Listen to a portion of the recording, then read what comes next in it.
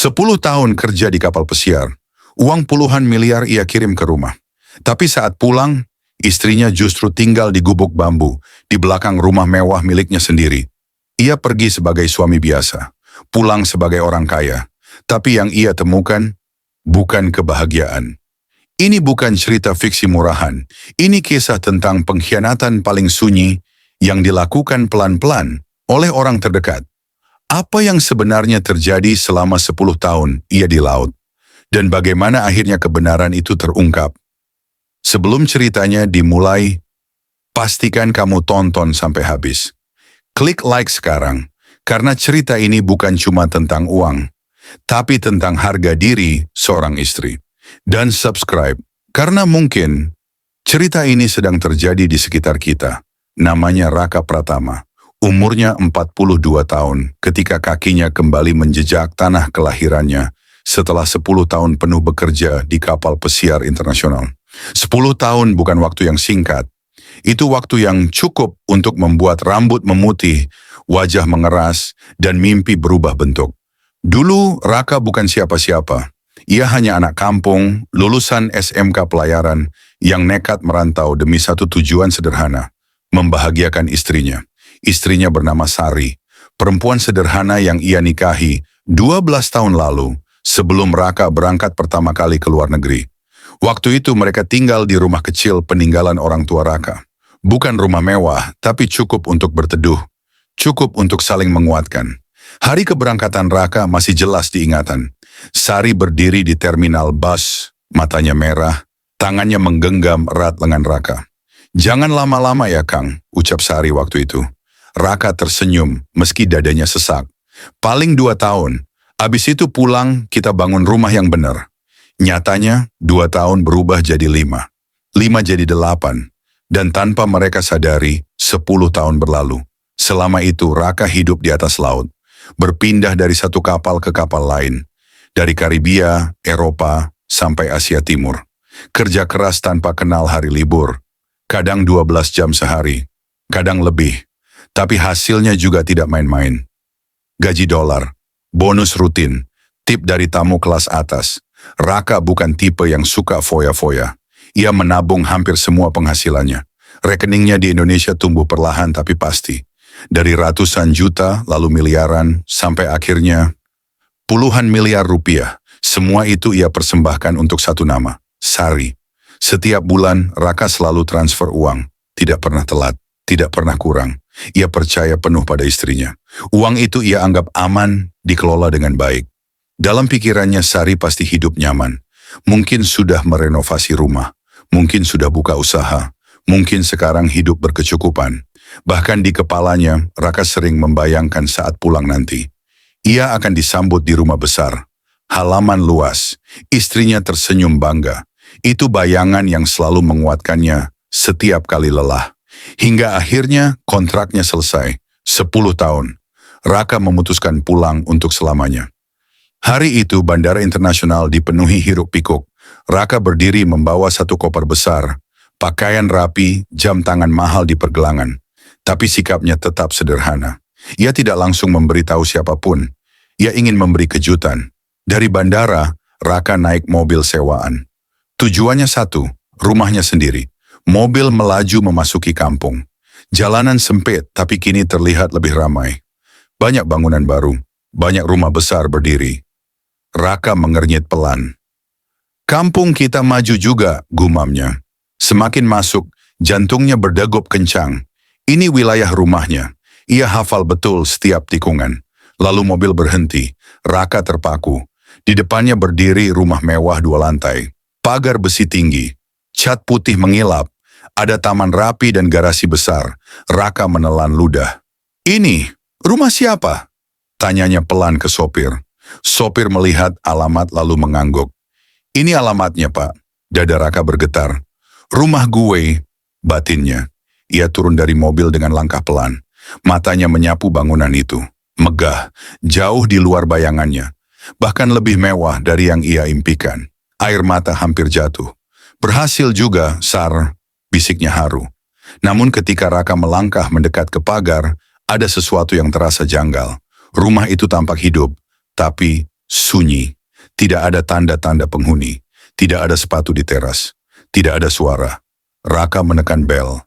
Tidak ada jawaban. Ia mencoba lagi. Tetap tidak ada. Raka mengeluarkan ponsel, menelepon Sari. Nada sambung. 1 kali, 2 kali. Tidak diangkat. Lagi keluar mungkin, pikirnya. Raka memutuskan menunggu. Ia duduk di bangku kecil dekat pagar. Panas matahari sore menyengat, tapi hatinya masih hangat oleh rasa bangga. Namun saat ia menoleh ke samping, matanya menangkap sesuatu yang membuat senyum di wajahnya perlahan memudar. Di belakang rumah mewah itu, ada sebuah gubuk bambu kecil. Atapnya dari seng berkarat, dindingnya anyaman bambu, lantainya tanah. Gubuk itu berdiri tepat di batas belakang rumah, seolah sengaja disembunyikan. Raka berdiri. "Kok ada gubuk di sini?" gumamnya. Langkahnya mendekat tanpa sadar. Setiap langkah terasa berat. Nalurinya berkata ada sesuatu yang tidak beres. Ketika jaraknya tinggal beberapa meter, pintu gubuk itu terbuka pelan. Dan di sana, Raka melihat Sari. Istrinya, tapi bukan Sari yang ada dalam bayangannya selama 10 tahun. Tubuhnya lebih kurus, kulitnya lebih gelap, rambutnya diikat seadanya. Bajunya lusuh, wajahnya lelah. Sari membawa ember plastik. Saat melihat Raka, ember itu terlepas dari tangannya. Air tumpah ke tanah. Mata mereka bertemu. Hening, beberapa detik yang terasa seperti seumur hidup. "Kang?" Suara Sari bergetar. Dunia Raka seakan runtuh. "Kamu tinggal di sini?" tanya Raka lirih, nyaris tak terdengar. Sari tidak menjawab. Air matanya jatuh duluan. Raka menoleh ke rumah mewah itu. Lalu kembali ke gubuk. Lalu ke wajah istrinya. "Kok bisa?" Suaranya pecah. Sari menutup wajahnya. Tubuhnya gemetar. Tangisnya pecah tanpa bisa ditahan. "Kang, maafin aku." Raka melangkah mundur. Kepalanya berdenyut. 10 tahun kerja keras. Puluhan miliar dikirim. Dan istrinya tinggal di gubuk bambu di belakang rumah mewah miliknya sendiri. "Siapa yang tinggal di rumah itu, Sar?" tanya Raka dengan nada berat. Sari terisak. "Itu rumah atas nama Kang juga." "Terus siapa yang nempatin?" Sari terdiam lama. Lalu dengan suara hampir tak terdengar, ia menjawab, "Adik Kang dan keluarganya." Nama itu menghantam kepala Raka seperti palu. Adiknya sendiri. Raka memejamkan mata. Napasnya memburu. Dunia yang ia bangun di atas laut, perlahan retak di daratan. Dan saat itu Raka sadar, kepulangannya bukan membawa kebahagiaan, tapi membuka luka yang selama ini tersembunyi. Raka masih berdiri terpaku di antara rumah mewah dan gubuk bambu. Dua bangunan itu seperti dua dunia yang saling bertolak belakang. Dan di tengah-tengahnya, berdiri ia dan Sari, pasangan suami istri yang terpisah bukan oleh jarak, tapi oleh kejujuran yang terkubur bertahun-tahun. Raka mengusap wajahnya pelan, dadanya naik turun, menahan emosi yang bercampur aduk. "Masuk," katanya singkat. "Masuk ke gubuk itu. Aku mau dengar semuanya." Sari mengangguk pelan, tangannya gemetar saat membuka pintu gubuk lebih lebar. Bau lembab langsung tercium. Di dalamnya hanya ada 1 ranjang bambu, 1 lemari plastik, kompor kecil, dan tikar lusuh. Inilah tempat Sari hidup. Bukan sehari 2 hari, bukan sebulan 2 bulan, tapi bertahun-tahun. Raka duduk di bangku kayu kecil. Bangku itu berderit saat diduduki. Ia memandang sekeliling, matanya berkaca-kaca. "Sejak kapan?" tanyanya akhirnya. Sari duduk di lantai, menunduk. "Sejak tahun ketiga Kang kerja di kapal." Raka terdiam. "Tahun ketiga?" ulangnya pelan. "Ya." Artinya selama 7 tahun terakhir, Sari hidup seperti ini. Sementara Raka di laut, berjuang mati-matian, mengira istrinya hidup berkecukupan. "Kenapa?" suara Raka parau. "Kenapa kamu nggak pernah cerita?" Sari menggigit bibirnya. "Awalnya aku takut, Kang." Ia menarik napas panjang lalu mulai bercerita. Di tahun-tahun awal semuanya baik-baik saja. Uang kiriman Raka cukup. Rumah direnovasi sedikit demi sedikit. Hubungan Sari dengan keluarga Raka juga masih hangat. Sampai suatu hari, adik Raka, Bayu, datang bersama istrinya. Mereka bilang ingin numpang tinggal sementara. Alasannya klasik, ekonomi sulit, usaha bangkrut. belum punya tempat. Sari tidak enak hati. Bayu adalah adik kandung Raka. Ia percaya membantu keluarga adalah hal yang wajar. Awalnya hanya sementara. Namun perlahan, Bayu mulai mengatur segalanya. Ia ikut campur urusan rumah, uang belanja, tagihan, bahkan urusan sertifikat rumah. Bayu bilang, biar rumah atas nama dia juga, Kang. Katanya biar aman kalau ada apa-apa sama Kang di luar negeri. Raka mengepalkan tangan. Kamu setuju? Tanyanya dengan nada tertahan. Sari menggeleng cepat. Aku nggak setuju, tapi Bayu terus maksa. Dia bilang ini demi keluarga, demi Kang juga. Raka tertawa kecil, tertawa pahit. Dan kamu tanda tangan? Air mata Sari jatuh. Aku terpaksa, Kang. Dari situlah semuanya berubah. Bayu mulai bersikap seolah-olah rumah itu miliknya. Ia merenovasi besar-besaran menggunakan uang kiriman Raka, tapi mengatasnamakan dirinya. Ia mengajak orang-orang kampung melihat betapa suksesnya ia sekarang. Sementara Sari pelan-pelan disingkirkan. Awalnya aku masih tinggal di rumah itu, lanjut Sari. Tapi setiap hari aku dimarahi, dibilang numpang, dibilang cuman istri yang ditinggal suami. Suara Sari bergetar.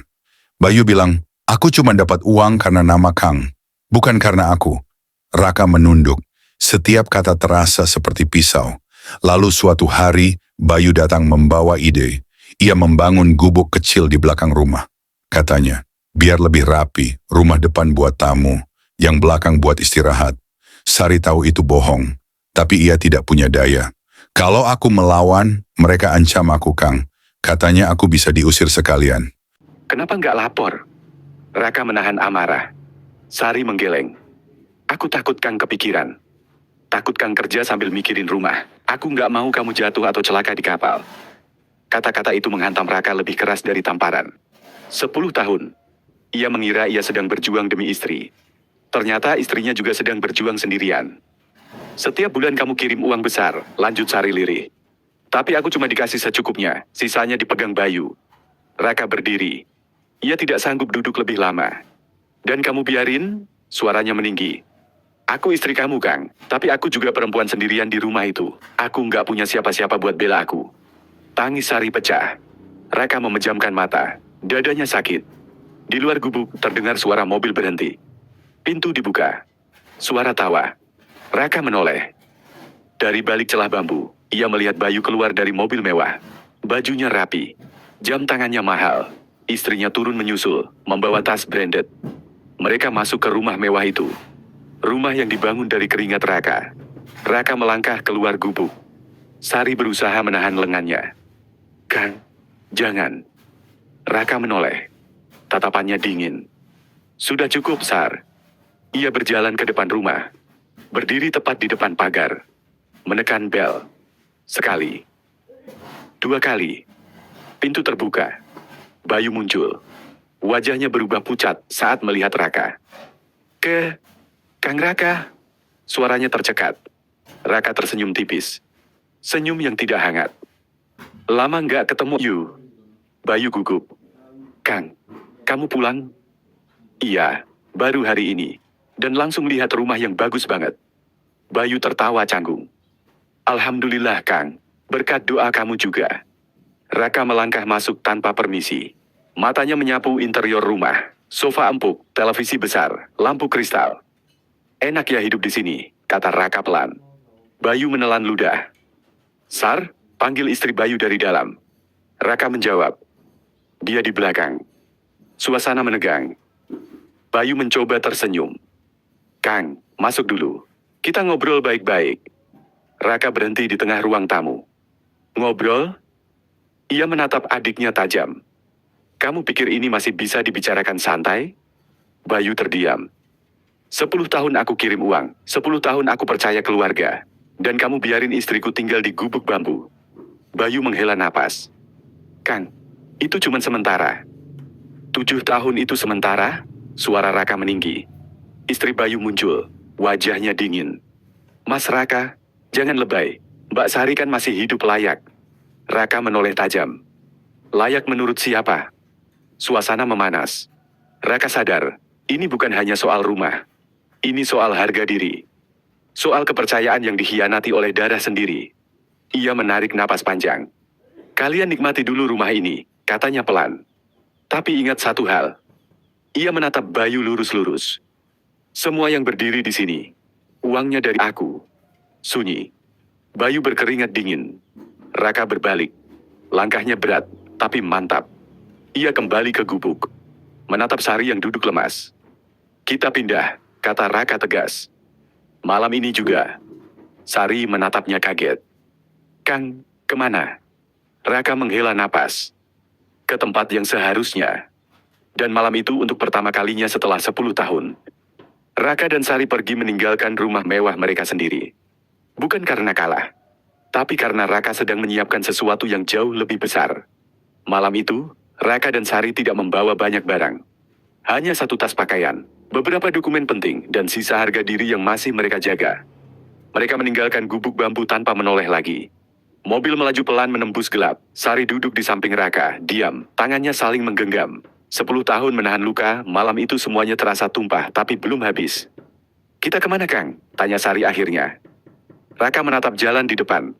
Hotel dulu, besok kita mulai beresin semuanya. Nada suaranya tenang, terlalu tenang. Bukan suara orang kalah, tapi suara orang yang sudah mengambil keputusan besar. Malam itu mereka tidur di kamar hotel sederhana. Bukan kemewahan yang Raka cari. Yang ia butuhkan hanya satu hal, kejernihan pikiran. Di tengah malam, Raka terbangun. Ia duduk di tepi ranjang, menatap Sari yang tertidur kelelahan. Wajah istrinya penuh garis lelah, yang tak pernah ia lihat sebelumnya. Raka menutup mata. 10 tahun kerja keras. 10 tahun percaya. Dan ternyata, pengkhianatan itu datang dari orang yang ia lindungi. Pagi harinya, Raka langsung bergerak. Ia menghubungi notaris, pengacara, dan bank. Satu persatu, fakta mulai terbuka. Rumah mewah itu memang atas nama Raka. Rekening utama tetap di bawah kendalinya. Tapi ada banyak penyalahgunaan wewenang. Tanda tangan Sari digunakan. Dokumen dipelintir. Uang dialihkan tanpa izin. Secara hukum Bapak sangat kuat, kata pengacara itu. Yang mereka lakukan bisa masuk ranah pidana. Raka mengangguk pelan. Proses saja, saya nggak mau ribut, tapi saya mau adil. Hari demi hari, kabar mulai beredar. Panggilan resmi datang ke rumah itu. Bayu panik. Istrinya histeris. Mereka datang ke hotel tempat Raka menginap. Kang, kita keluarga, kata Bayu dengan wajah kusut. Masalah bisa dibicarakan. Raka menatap adiknya lama. Tatapan yang tidak marah, tapi kecewa. Justru karena kita keluarga, kamu nggak seharusnya melakukan ini. Istri Bayu ikut bicara. Kami cuma numpang hidup, Mas, jangan tega. Raka tersenyum tipis. Tega itu waktu istri saya tidur di gubuk bambu selama 7 tahun. Kalimat itu membuat mereka terdiam. Aku nggak ambil yang bukan aku, lanjut Raka. Aku cuma ambil kembali apa yang seharusnya. Proses hukum berjalan. Cepat, tegas, tanpa drama berlebihan. Bayu akhirnya harus keluar dari rumah itu. Aset disita. Beberapa rekening dibekukan. Tidak ada teriakan kemenangan dari Raka. Tidak ada pamer. Tidak ada balas dendam berisik. Yang ada hanya satu keputusan. Rumah itu tidak lagi layak jadi tempat tinggal mereka. Raka menjual rumah mewah itu. Uangnya tidak ia pakai untuk membeli rumah baru yang lebih besar. Ia justru membeli rumah sederhana, tenang, dan jauh dari hiruk-pikuk keluarga yang menyakitkan. Rumah dengan halaman kecil. Ada pohon mangga di depan. Ada cahaya pagi yang masuk dari jendela dapur. Untuk pertama kalinya, Sari tinggal di rumah yang benar-benar menjadi miliknya. Hari pertama pindah, Sari menangis. Bukan karena sedih, tapi karena lega. Aku nggak butuh rumah besar, Kang, katanya sambil tersenyum. Aku cuma mau dihargai. Raka menggenggam tangannya. Maafin aku, Sar. Aku terlalu sibuk ngejar masa depan, sampai lupa jagain kamu. Sari menggeleng. Kita sama-sama belajar. Beberapa bulan kemudian, Raka membuka usaha kecil. Bukan demi uang, karena uang bukan lagi masalah. Tapi demi makna. Ia membuka pelatihan kerja pelayaran untuk anak-anak kampung. Memberi beasiswa. Mengajari mereka bukan cuma soal kerja, tapi soal tetap punya pegangan hidup. Sari membuka usaha catering kecil dari rumah. Masakannya sederhana, tapi penuh rasa. Mereka hidup tenang. Tidak viral. Tidak dipuja. Tapi utuh. Suatu sore, Raka duduk di teras. Menatap matahari turun, Sari menyeduh teh. Kalau waktu bisa diulang, tanya Sari pelan. Kang masih mau berangkat ke kapal? Raka tersenyum. Mau, tapi aku bakal pulang lebih sering dan lebih cepat. Sari tertawa kecil. Hidup memang tidak selalu adil, tapi selalu memberi kesempatan kedua. Untuk orang yang berani membuka mata. Dan dari semua yang Raka pelajari selama 10 tahun di laut, satu hal yang paling mahal bukan uang, melainkan kepercayaan. Karena saat kepercayaan rusak, uang sebanyak apapun tidak akan pernah cukup untuk menambalnya. Cerita ini bukan tentang kekayaan, bukan tentang rumah mewah, dan bukan tentang balas dendam. Ini tentang seorang suami yang pulang, dan akhirnya melihat kebenaran. Tentang seorang istri yang bertahan, meski harus hidup di tempat yang tak pantas. Dan tentang pelajaran bahwa keluarga bukan soal darah, tapi soal sikap. Kalau kamu merasa cerita ini menyentuh, kalau kamu pernah atau sedang berjuang dalam diam, ingat satu hal. Jangan pernah meremehkan pengorbanan orang yang setia menunggu. Dan jangan buta pada orang yang kamu tinggalkan demi mimpi. Dukung channel ini dengan like. Bagikan ke orang yang perlu diingatkan. Dan subscribe agar kamu tidak ketinggalan kisah-kisah penuh makna lainnya. Karena setiap cerita selalu punya pelajaran. Dan setiap pelajaran selalu layak didengar.